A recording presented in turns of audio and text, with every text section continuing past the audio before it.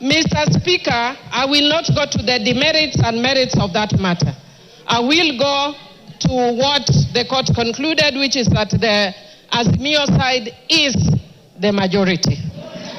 And based on that, Mr. Speaker, again, because I've said I'm not going to the merits and demerits of that decision, Mr. Speaker, I want to just indicate that I have therefore, as the majority party whip of Azimio, today handed over to your office a copy of that decision of the High Court with a letter that we are giving you according to the standing orders, our majority leader as Honorable Junet Mohammed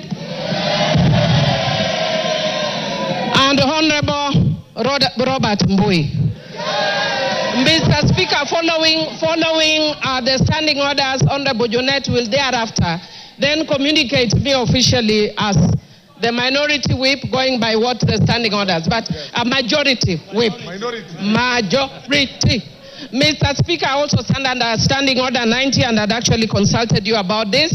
And Mr. Speaker, if you look at the judgment of that court, the court actually infer that because of the position you hold as Speaker and also as Chairman of your party, Mr. Speaker, it is not as party leader of your party, Mr. Speaker, it is not possible for you to be fair. You are going to be conflicted when you are conducting the matters of this House.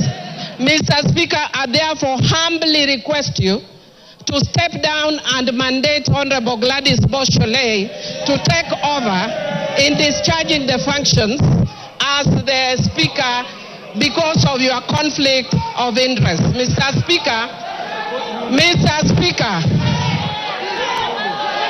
Mr. Speaker. Order. Mr. Speaker. Mr. Speaker, in concluding, Mr. Speaker, because I said I'm not going to go to the merits and demerits of the matter, in concluding, I want to urge that as a parliament, we need to obey court rulings and decisions, even when we don't agree with them. And Mr. Speaker, I also just want to indicate that you can see my two colleagues are standing next to me.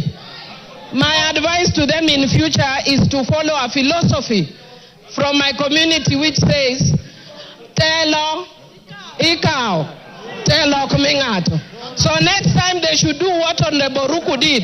Jump if you have to, but take your position the way Honorable Millie has done. Is that part of your point of order? No.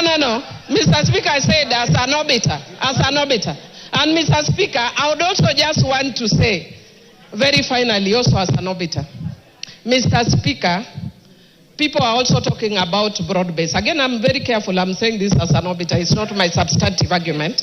Mr. Speaker, people talk of broad-based. Yeah, and even when you look at the decisions of the arguments of the court, they keep making reference to the de jure and the de facto. And many things may have changed over time.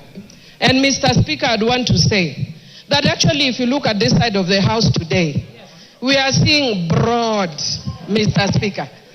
Mr. Speaker, if we want to see good faith, we want to see if it is also based. It is broad. But based, whether it is based will depend on the decision going forward. Otherwise, we will be told by the court it is hot air, this broad base is hot air, wild goose chase, and all those other things, Mr. Speaker. Thank you, Mr.